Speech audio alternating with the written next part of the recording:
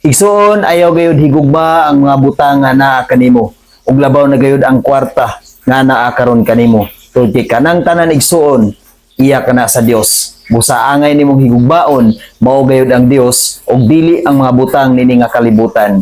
Hinumdumi igsoon nga nag-ingon ang Ginoo nga dili gayud kita niya talikdan o biyaan.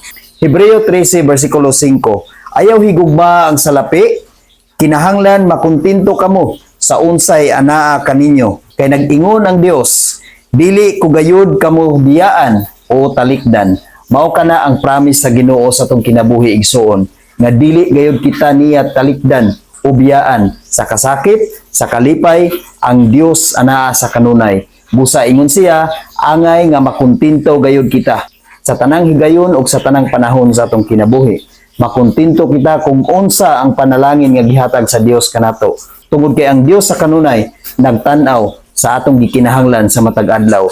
Ang Dios magpanalangin kanato sa kanunay. Ang Dios magbantay kanato sa kanunay ug ang Dios nagamping kanunay sa atong tagsa-tagsa ka kinabuhi ug labaw na gayud sa atong pamilya.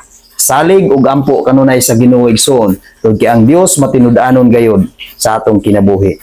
Amen. God bless sa tanan.